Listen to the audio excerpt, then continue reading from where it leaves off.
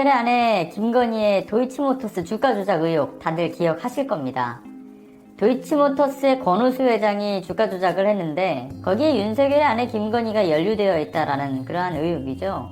도이치모터스의 그 주가가 곤두박질 치던 시기에 이 주가 조작에 있어 쩐주로 이 돈과 계좌를 제공한 것이 바로 윤석열의 아내 김건희라는 그러한 의혹입니다. 이 사건이 의혹으로 남은 이유는 이 추가 조사가 필요하다라는 어떤 경찰의 보고서에도 불구하고 검찰의 비호 아래 더 이상 수사가 진행이 되지 않았기 때문인데 검찰 이제는 더 이상 빼도 박도 못하는 증거가 터져버렸습니다. 19일 뉴스타파의 보도에 의해서 윤석열 장모 최은순이 지인과의 대화에서 도이치모터스는 내가 했다, 이러한 시인하는 내용의 녹취 파일이 공개가 되어버렸습니다. 그 내용에 대해서 잠시 들어보도록 하겠습니다. 따님 뭐 주식 갖고 또 기다렸었구만. 그건 상관없어. 왜냐면 주식은 할 일도 없고 그때 우리 애가 교수 집에 있었기 때문에 아무것도 안 했어. 아무것도 안 했기 때문에 그리고 그게 그 시효가 다 지난 거래. 딴 사람이 했어도 다 그랬기 때문에 걔네들이 손을 못 댄 거지. 그 잘못하면 가만히 있나? 그러니까. 다 지난 거야. 이게 도이치 그거는 회장님이 했었잖아. 그거는 벌써 2004년 난 거. 따님이 한 건데 왜 따님이 한 걸로 나오지? 속으로 그랬다니까? 그러니까. 그래요, 회장님 알겠어요. 네, 뉴스타파에 윤석열 아내 김건희 도이치모터스 주가 조작 연루 의혹 보도가 있은 지 8일 뒤 2월 25일 최은순과 지인의 이 통화 녹음 내용입니다. 이 내용을 좀 간단하게 보자면 딸 김건희는 주식을 하지 않았다, 주가 조작에 관여하지 않았고 그 사건은 공소시효가 지났다라는 것과 지인의 이 도이치모터스 주가 조작을 본인이 직접 하지 않았느냐라는 말에 순순히 최은순 본인이 자신이 했다라고 인정하는 내용이죠. 이렇듯 최은순의 대답대로라고 한다면 김건희의 도이치모터스 주식이 사실상 최은순의 소유라는 이야기가 되는 겁니다. 하지만 경찰의 내사보고서에서는 주가 조작 브로커 이 씨를 직접 만난 건 김건희 씨라고 하니 결국 윤석열 아내와 장모가 함께 짜고 친 이 공모 가능성은 충분해 보이는 것이겠죠. 그리고 이번 녹취록에서 또 밝혀진 게 하나 더 있습니다. 들어보시죠. 그 48억을 대출 어떻게 해서 받았냐면 그 땅을 이제 우리가 샀잖아. 어차피 계약만 했잖아. 계약을 했는데 땅을 못 치렀잖아. 못 치르니까 신용저축에서 아이고 그 돈을 빌려가지고 이렇게 뭐 어떻게 막 개발 모니터 뭐 또 분할도 했고 그거를 분할하고 사업계획하고 이렇게 해서 감정가를 높였어. 감정가 높여가지고 48억을 대출을 받았어. 신한에서 그때 48억을 신한에서 해준 거예요? 그러면 신한저축은행에서. 자, 들으신 바와 같이 통장잔고 증명 위조와 부동산 실명법 위반 등의 이런 혐의로 재판을 받고 있는 장모 최은순이 공개된 이 녹취록에서 하나의 혐의점이 더 드러나게 됐습니다. 최은순과 안 씨가 지난 2013년 4월부터 10월 사이 성남시 도청동 땅을 매입하는 과정에서 공모해 이 은행에 347억 원을 예치한 것처럼 통장잔고 증명서를 위조한 혐의가 있는데 이 위조를 해준 것으로 알려져 있는 김모 씨가 사문서 위조만 해준 게 아니라 인위적으로 감정가를 높여서 대출 한도를 높이는 작업까지 해줬다라고 시인해버렸죠. 이렇게까지 본인 스스로가 내가 했어요 라고 범죄를 자백한 수준의 녹취록이 공개가 되었고 그 증거도 차고 넘치는 그런 상황 속에서도 검찰은 과연 언제까지 감싸주기에 성공할 수 있을까요? 아마 그리 오래 가지는 못할 겁니다.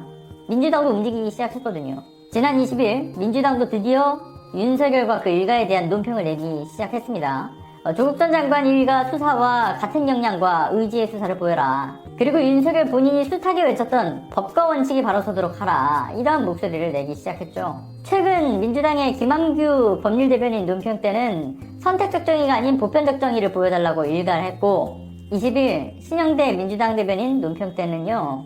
윤석열 일가의 혐의에 대해서 경제비리 종합세트다. 그리고 이것은 제 식구 감싸기를 넘어 총장님 식구 감싸기 수사라도 하는 듯한데 드라마 비밀의 숲 2에서 나오는 조승우의 대사를 인용해서 총장님 뭘 얼마나 무마시켜 주셨습니까? 라며 시원시원하게 주장을 이어나가고 있습니다. 다시 한번 민주당의 개혁의 신호탄에 우리가 적극적으로 이것을 밀어줄 때가 된 겁니다. 자, 그런데 그 전에 우리가 정리할 게 하나 있습니다. 아주 중요한 논점의 정리라고 생각하는 것인데요. 요즘 여러분들도 느끼셨겠지만 최근 민주당이 잘한다 하니 정신 못 차리는 것 같다고 좀 판단을 하시면서 당근이 아닌 채찍질을 하시는 분들이 상당히 많아진 것 같다라는 생각이 듭니다. 이전만 해도 이렇게 채찍질을 하시는 분들을 향해서 내부 분열을 하지 말아라, 니들이 내부 분열자다 이렇게 하시던 그러한 풍조가 이제는 좀 반대로 내부 분열자라는 소리는 쏙 들어가고요, 채찍질하는 흐름이 만들어지고 있더라고요. 그런데 이것은 꼭 좀 짚고 넘어가고 싶은데요. 어떤 시청자분이 댓글에 이렇게 남겨주셨더라고요. 합리적 비판은 채찍질이지만 자신이 지지하는 정치인을 위해 같은 민주당 내 경쟁 정치인을 마치 일베마냥 비난하는 건 내부 분열 행위다. 이게 맞는 말입니다. 그러니까 내부 분열과 채찍질은 엄연히 좀 분리가 될 수 있는 개념인 거죠. 이 민주당이 개혁을 위한 어떤 속도가 지지부진하면 채찍질 해야 합니다. 그리고 잘할 땐 때로 당근도 주면서 그 속도를 맞출 수 있게 하는 것은 결국 국민의 목소리가 중요한 겁니다.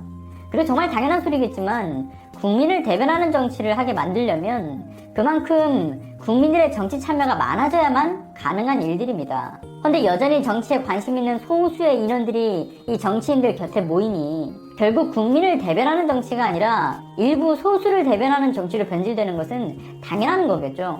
정치인들은 눈치를 보게 되어 있고 특히 최근에는 이제 커뮤니티들에 모이는 이러한 목소리에 귀를 기울이기 시작하고 있습니다. 우리 국민들은 그것을 적극적으로 활용하면 될 일인 거죠. 그런데 최근에는 채찍질을 넘어서 완전히 외면하거나 또는 반대로 맹공격을 가하는 분들이 점점 계속 눈에 띄고 있는데요. 이게 참 안타까워요, 저 개인적으로는. 국힘에서 그리고 이 극우 세력층에서 바로 이러한 갈등과 분열 조장을 원하는 것인데 자신도 모르는 사이에 그 분열의 중심에 서게 되는 그러한 경우가 발생하고 있는 것 같다라는 생각이 듭니다. 이런 것을 자각을 못 하시는 거죠. 그런데 답답하니 뭔가 한 소리는 해야 되겠고 마음은 알겠습니다. 그런데 조금은 객관적으로 이 핸드폰으로 또는 컴퓨터로 이 글을 쓸 때 있어서 이 자신이 하는 것이 공정한 사회, 사람답게 사는 사회로 가는 데 있어 옳은 방향을 제시하는 채찍질에 가까운 것인가? 아니면 그저 맹비난하며 분열을 조장해 파국으로 치닫는 그러한 행동은 아닌가? 이것을 좀 깊이 각자가 한 번쯤은 좀 고민해 볼 필요가 있지는 않을까라는 생각을 좀 하게 됩니다. 분명 대다수는 의도했건 의도하지 않았건 채찍질이 아니었을 가능성이 높습니다. 그리고 그러한 채찍질인 줄 착각했던 이 분열 행위가 오히려 개혁의 속도를 늦추게 만드는 요소가 된다는 것을 자각할 필요는 분명히 있을 거라고 보고요. 사실 개혁에 있어 중요한 역할을 누가 하는 것이냐에 되게 많은 분들이 오해를 하고 있다고 저는 생각을 해요. 그 역할은 민주당도 아니고 국회의원들도 아니잖아요. 관심의 끈을 놓치지 않으려고 애를 쓰는, 그러니까 이제 개혁이 완수될 때까지 독한 마음으로 이 물고 놓지 않는 국민들 개개인의 강한 의지가 필요하고 단지 생각만 하는 게 아니라 행동으로 옮기는 자세가 그 어느 때보다 필요합니다. 정치 판도가 우리가 오프라인에서 온라인으로 많이 넘어섰고 때 아닌 재난급 바이러스로 더욱 이 오프라인에서 모일 수 있는 힘을 모두 빼놓았으니까 이 온라인에서의 허위날조 정보는 거르고 그리고 팩트는 공유해서 더 많은 이들에게 홍보하는 여러분들의 적극적인 커뮤니티 활동이 필요한 거죠. 그러니까 말로만 개혁을 외치는 것이 아니라 지금 현재 시청하시는 모든 분들이 그 중요한 역할을 다 맡고 계신 것이고 앞장서 행동하는 개혁가들이 되어주시기를 부탁드리고 싶습니다. 윤석열의 검찰 쿠데타, 잔뜩 치우쳐진 법의 저울, 즉 사사로움을 떠나 공평성을 유지해야 하는 이 엄정한 정의의 기준이라는 것이 검찰에 지금 현재 남아있지 않음은 우리 모두가 압니다. 그들만의 왕국에서 그들만의 성을 짓고 그 문을 굳게 걸어잠그고 있는 윤석열 검찰을 단죄하기 위해 꼭 여러분들이 이 한마음 한뜻으로 촛불을 들어주셔야 하는 거죠. 그리고 그 개혁 과정에서 좌초되지 않기 위해선 다시 한번 말씀드리지만 채찍질인지 아니면 이것이 날선 칼날을 휘두르는 것인지 이를 분명히 좀 해주셨으면